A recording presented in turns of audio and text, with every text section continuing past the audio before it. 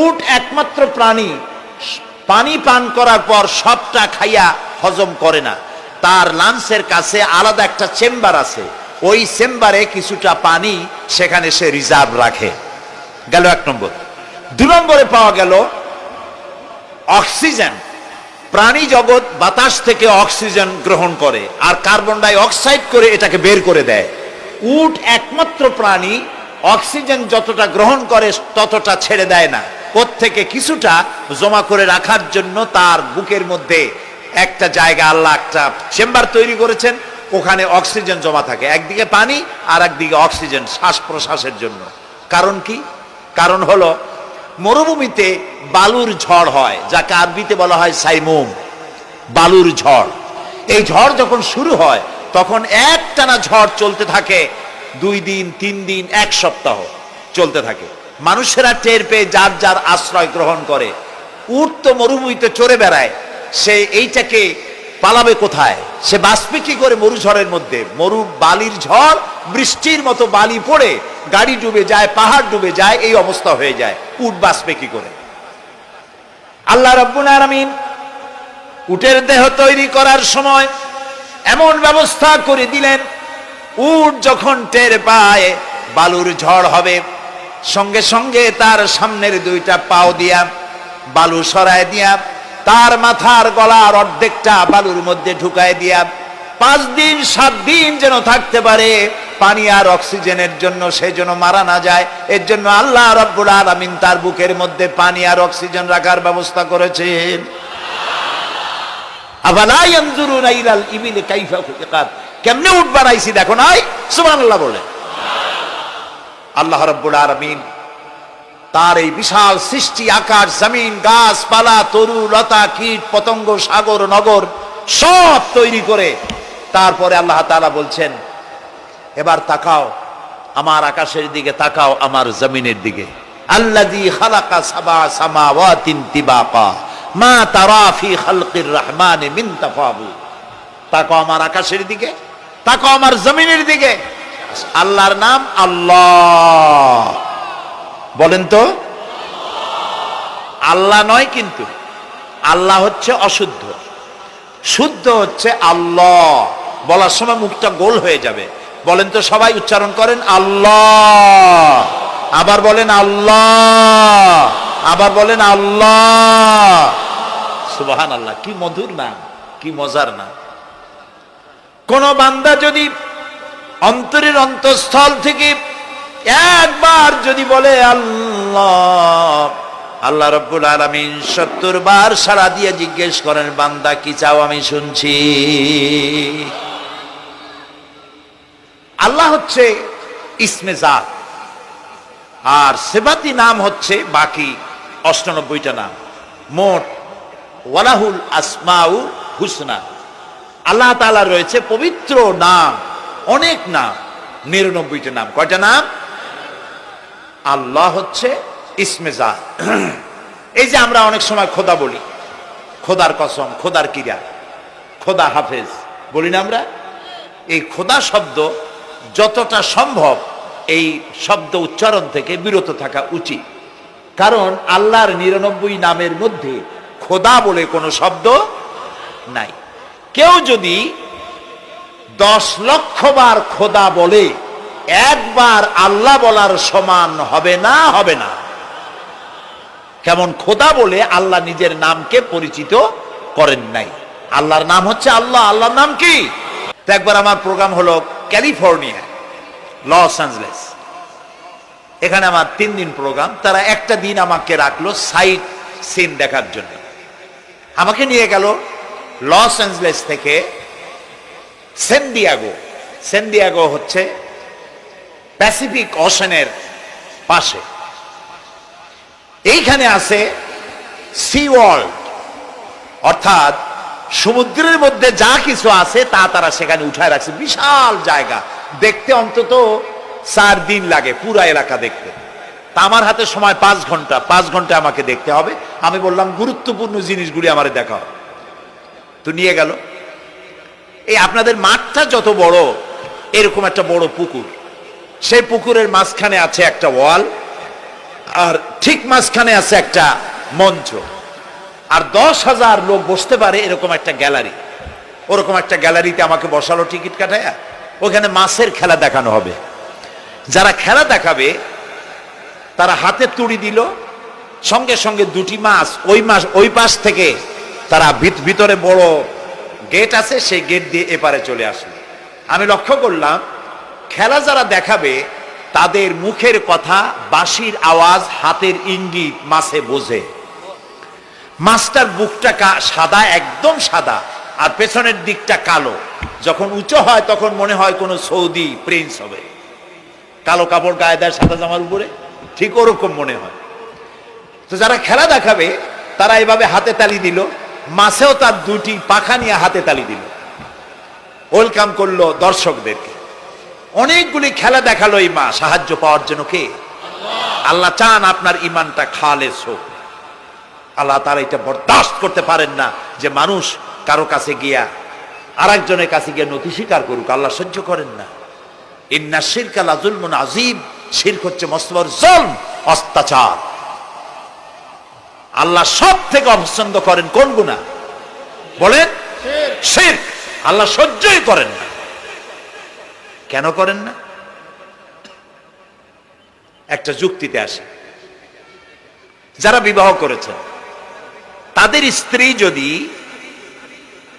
স্বামীর সাথে যে ধরনের হাসি খুশি প্রেমের আদান প্রদান করে, স্বামী ছাড়া যদি আরেকজন পুরুষের সাথে এরকমের ভাব বিনিময় করে, ফোনে কথা বলে, প্রেম করে, খুব সুন্দর করে ভালোবাসা দিয়ে যদি চিঠি লেখে অন্য পুরুষের কাছে, অথবা প্রেম নিবেদন করে, তাহলে স্বামীদের অবস্থা কেমন হবে বলেন?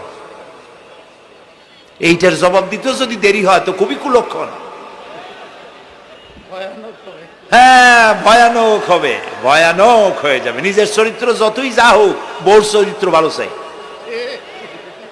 আচ্ছা বলেন তো, স্ত্রী আপনার সঙ্গে যেভাবে প্রেমের হাসি হাসে, প্রেম নিবেদন করে, ওই রকম আরেকটা পুরুষের কাছে সাথে করলে আপনার সহ্য হয় না কেন? আপনি স্ত্রীর উপর আপনার অধিকারটা কতখানি, কি জন্যে? আপনার স্ত্রীর যে হাসি, যে মিষ্টি হাসি, যা আপনার প্রাণ কেড়ে নেয়, ওই হাসিতে আপনার কোনো অবদান আছে বলেন? তার যে টানা টানা চোখ, সুন্দর ভ্রু, মাথায় অনেক লম্বা চুল, শরীরটা সুন্দর, যৌবন, রূপ, এর ভেতরে আপনার কোনো অবদান আছে? হ্যাঁ আছে, একটু তো আছেই। আপনি যে মুখ দিয়ে বউটা হাসে, সেই ঠোঁটে একটু লিপস্টিক লাগাইছেন। যে চোখের জন্য আপনি পাগল, সেই চোখে একটু কাজল লাগাইছেন। শরীরটাকে পেঁচাবার জন্য সুন্দর একটা শাড়ি কিনে দিছেন। একটা শাড়ি দিয়ে, একটু লিপস্টিক কিনে দিয়ে, চুলের একটা ক্লিপ কিনে দিয়ে, একটা ভালো শাড়ি কিনে দিয়া আল্লাহর কাছে দুইটা বৈধ জিনিস অত্যন্ত ঘৃণিত। কয়টা? একটা হলো তালাক, আর একটা হলো ভিক্ষাবৃত্তি, মানুষের কাছে চাওয়া। আল্লাহ পছন্দ করেন না। তো ভিক্ষুক ঘুরতেছে, একটা লোক বলল, মিয়া তোমার তো সারা জীবনই খরচ করতে দেখি। খরচ করবো না, করবো কি? যার কাছে যাই সে দেয় 4 আনা 2 আনা 1 টাকা, এর বেশি তো দেয় না। তেই দিয়ে আমি কেমনে বড় লোক হবো? কয় যে তুমি বাদশারে চোখে দেখো না, বাদশারে চোখে দেখো না। কয় বাদশার কাছে কি আমার মতো লোক যাইতে পারে নাকি? কল না, যাইতে হবে, যাও। বাদশা একবার যাবা, এমন দেওয়া দেবে জীবনে আর তোমার খরচ করা লাগবে না। পাতি শিয়ালের পিছনে ঘুরে তো লাভ নাই। পাতি শিয়ালে খায় মুরগি, তোমার একটা ঠ্যাং দেবে, দাঁতের খেলালের কাজ হবে না। বাঘের পিছনে ঘোরো, বাঘে খায় গরু আর হরিণ, একটা রান দিলে তুমি 1 সপ্তাহ খাইতে পারবে। কাজে ঘুরতে গিয়েও বোঝা উচিত কার সাথে ঘুরি। তো বলছে বাদশার কাছে যাও। তো বাদশারে পাবো কই? কই তো দেখলাম কেবল মসজিদে ঢুকলো। তারপরে ফকির গিয়ে দাঁড়ায় আছে বারান্দায়, দেখে যে উনি বাদশা ভেতরে বসে হাত তুলে আছে ভাবে, আর চোখ দিয়ে পানি পড়ে দাড়ি ভিজে ভিজে পড়তেছে। নামাজ শেষ করে, মোনাজাত শেষ করে বাদশা বেরিয়েছেন। কোন বাদশা? শাহজাহান। বাইরে আসার পর ফকির বলল, আসসালামু আলাইকুম বলে ফকির রওনা করছে। বাদশা বলে, দাঁড়াও, তুমি যে রওনা করলা, তোমার তো ভিক্ষুক মনে হয়, আর লোকেরা যারা ভিক্ষুক না তারাও তো আমার কাছে চায়, আর তুমি তো ভিক্ষুক, চাইলে না কেন কিছু? ভিক্ষুক বলে, জাহাপানা আমি কিছু চাইতে এসেছিলাম আপনার কাছে, কিন্তু আপনার করুণ অবস্থা দেখে আমার জ্ঞানের চোখ খুলে গিয়েছে। আমি দেখতে পেলাম আমি যার কাছে চাইতে এসেছি, আমি তো কান্দি না, হাতও পাতি নাই। যার কাছে চাইতে আসলাম দিল্লির সম্রাট, আবার কোন সম্রাটের কাছে হাত পেতে ভিক্ষুকের মতো কি জানি চায়, আর চোখ দিয়া পানি পড়ে দাড়ি ভিজে ভিজে পড়ছে। আমার জ্ঞানের চোখ খুলে গেছে, দুনিয়ার বাদশার কাছে আর চাইবো না। বাদশা কান্দে যে বাদশার কাছে, তার কাছেই চাইবো। প্রিয় ভাই সব, এই জন্যে জিহ্ন সাফ করে ফেলুন। দুনিয়ার কোন মানুষের জন্য, মানুষের কাছে নয়, কোন কবরে নয়, কোন কারো কাছে নয়, আল্লাহ তাআলার কাছেই আমরা নামাজের মধ্যে ঘোষণা করেছি, ইয়্যাকা না'বুদু ওয়া ইয়্যাকা নাস্তাঈন। আল্লাহ তাআলা, তোমার একমাত্র ইবাদত করি, তোমার কাছেই সাহায্য চাই। কাজেই সাহায্য আল্লাহর কাছে। কার কাছে চাইবো বলে? আল্লাহ আমাদের ঈমান পোক্ত করে দিন। আমরা বলি আমিন, আমরা বলি আমিন।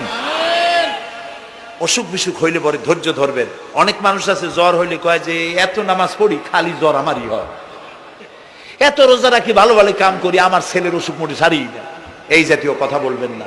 মুমিনের পায়ে যদি কাঁটা ফোটে সওয়াব থেকে খালি নাই, ধৈর্য ধরতে হবে।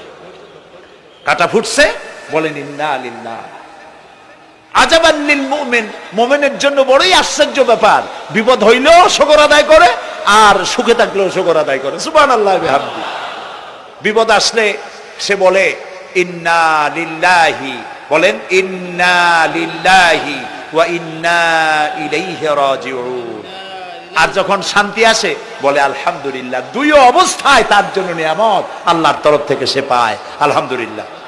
প্রিয় ভাই সব, তো আল্লাহর উপর ঈমান আনার জন্য কয়টা শর্ত বলছি না? এই যে প্যাচ লেগে গেছে, কয় যে তিনটা। আল্লাহর উপর ঈমান আনার জন্য শর্ত কয়টা? চারটা। চারটার বলছি কয়টা? দুইটা। আরেকটা হচ্ছে আল্লাহর কুদরত এ বিশ্বাস করা। আল্লাহর কুদরত মানে শক্তি। আল্লাহর কিসে বিশ্বাস করবেন বলেন জোরে? শক্তি। আকাশ এবং জমিনে শক্তিশালী কে? কিন্তু আমার দেশের জনগণ, কিছু কিছু রাজনীতিবিদরা বলে জনগণই নাকি সকল ক্ষমতার, সকল শক্তির উৎস। কি পাগল! তুমি ক্ষমতার উৎস? নাকের মধ্যে ময়লা, দাঁতে ছাতা, পেটের মধ্যে দুর্গন্ধ ভরা, ক্ষমতার উৎস? আশ্চর্য কথা। এই যে ক্ষমতার উৎস, হাজার হাজার লোক এখানে বসা, দুইটা ভাউয়া ব্যাংক যদি দুই কোণা দিয়ে ঢোকে, ভাউয়া ব্যাংক চেনেন? বিগ সাইজের ব্যাংক, দুইটা যদি দুই দিক দিয়ে ঢোকে লাফাইতে লাফাইতে, সামনে যারা আছে এমনি লাফাবে। অন্তত টঙ্গী তামিরুল মিল্লাত মাদ্রাসা ছাড়াইয়া তারপরে ফিরে তাকায় বলবে, ভাই আমরা দৌড়াই কেন? ব্যাংকের সামনে অসহায়, বল্লা ভীমরুলের সামনে অসহায়, সাপের সামনে, বিচ্ছুর সামনে অসহায়, তারা কয় সকল ক্ষমতার উৎস জনগণ। কপাল পোড়া। ক্ষমতার উৎস জনগণ নয়, এটা কোরআনের সাথে কন্ট্রাডিকশন হয়। এ কথায় আল্লাহ বলেছেন আন্নাল কুওয়াতা লিল্লাহি জামিয়া। সকল ক্ষমতার উৎস কে? চিল্লায় বলো ক্ষমতা কি দেখছেন? মাত্র 1.5 মিনিট। কয় মিনিট? মাত্র 1.5 মিনিট। আল্লাহ বলেছেন কোন? সাথে সাথে তামিলনাড়ু, মালয়েশিয়া, ইন্দোনেশিয়া, থাইল্যান্ড, মালদ্বীপ, শ্রীলঙ্কা 2 লক্ষ লোক শেষ, 1 লক্ষের খোঁজ নাই। সমুদ্রের পানি 33 ফিট উঁচু হয়ে এসছে। সুবহানাল্লাহ কই দিচ্ছে করে না? বিজ্ঞানীরা বলেছেন ভারত মহাসাগরের তলদেশে ফাটল ধরেছে, ওর কয়েক কিলোমিটার নিচে ভূমিকম্পের উৎপত্তি হয়েছে। ভারত মহাসাগরের পানি 3 হাত না 4 হাত, কত কিলোমিটার আল্লাহ জানে। এই কয়েক কিলোমিটার নিচে যে মাটি, সেই মাটিরও কয়েক কিলোমিটার নিচে ভূমিকম্পের উৎপত্তি। জিন্দাকে মারতে পারেন, মরুভূমিতে ফুল ফুটাতে পারেন। সুবহানাল্লাহ। যা খুশি তাই করতে পারেন। এই শক্তি সহকারে আল্লাহকে বিশ্বাস করতে হবে। চতুর্থ নম্বরে আল্লাহর হুকুম এবং হাকাম, আদেশ নিষেধ। আমি আল্লাহরে বিশ্বাস করি, এই কথার কোনো দাম নাই যদি তার আদেশ না মানি। এই কথার কোনো দাম নাই যদি তার নিষেধকে আমি আমার জীবনে প্রত্যাহার না করে চলতে পারি। মুসলমান বলে দাবি করার কোনো মূল্য নেই। একদিকে নামাজ পড়ি, আর একদিকে ওজনে কম দেয়, খাদ্যে ভেজাল দেয়, বেপরদা করি, মিথ্যা কথা বলা হয়, ওজনে কম দেয়, খাদ্যে ভেজাল দেয়, জমিনের আইল ঠালে আমানতের খেয়ানত করে, আল্লাহর হুকুম মানা হলো না, রসুলের আদেশ মানা হলো না। আল্লাহর উপর ঈমান আনার জন্য চতুর্থ শর্ত হচ্ছে আল্লাহ যা বলেছেন মাথা নত করে মেনে নিতে হবে। প্রিয় ভাই সব, পৃথিবীর 48টি মুসলিম দেশ কাদিয়ানীদেরকে নন মুসলিম মাইনরিটি হিসেবে ঘোষণা দিয়েছে রাষ্ট্রীয়ভাবে। সৌদি গভর্নমেন্ট আইন পাশ করেছে, কিয়ামত পর্যন্ত কাদিয়ানীরা মক্কা মদিনায় প্রবেশ করতে পারবে না। বিগত 100 বছরের ভিতরে কোনো কাদিয়ানী মক্কা মদিনায় ঢুকতে পারে নাই। আজকে বাংলাদেশে খতমে নবুয়তের আন্দোলন নতুন কিছু নয়। দীর্ঘদিন থেকে এই উপমহাদেশে খতমে নবুয়তের আন্দোলন চলছে। এই আন্দোলন চলবে যতদিন পর্যন্ত সরকারের পক্ষ থেকে তাদেরকে নন মুসলিম মাইনরিটি ঘোষণা না করা হচ্ছে, আন্দোলন চলবেই। লক্ষ লক্ষ মানুষ চলে গেছে, সবার একই ড্রেস, একই গন্তব্য, একই স্লোগান, লাব্বাইক আল্লাহুম্মা লাব্বাইক। সব মানুষ চলে গেল। আমি 96-তে যখন পার্লামেন্টে আসলাম, প্রথম পার্লামেন্টে এক বক্তৃতার ভেতরে আমি বলেছিলাম যে আমাদের দেশে নেতা নেত্রীরা উমরা করে, হজ করে। আচ্ছা, আপনারা যাইয়া দেখেন কি, করেন কি, আনেন কি?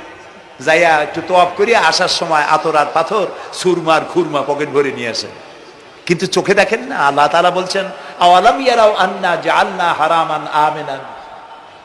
তোমরা কি দেখতে পাও না আমার এই হারামকে আমি কিভাবে নিরাপত্তার শহর বানিয়েছি? সুবহানাল্লাহ। রাত 2:30-3টার সময় চাঁদের মতো সুন্দরী যুবতী মেয়ে একাকিনী, কোনো পুরুষ সঙ্গী ছাড়া নিজের ডেরা, নিজের তাবু ফেলে কাবা শরীফের ভিতরে এসে গেল। লক্ষ লক্ষ পুরুষের মধ্য দিয়ে আল্লাহর ঘর তওয়াফ করলো, তাহাজ্জুদের নামাজ আদায় করলো, এরপরে দোয়া দুরুদ করে কান্নাকাটি করে মেয়ে লোকটি একাকী লক্ষ লক্ষ মানুষের মধ্য দিয়ে নিজের ঘরে ফিরে গেল। কোন পুরুষের একবার তার চেহারার দিকে নজর পড়েছে তো দ্বিতীয়বার তার রূপ উপভোগ করার মতো সাহস কারো মনের মধ্যে জাগে না।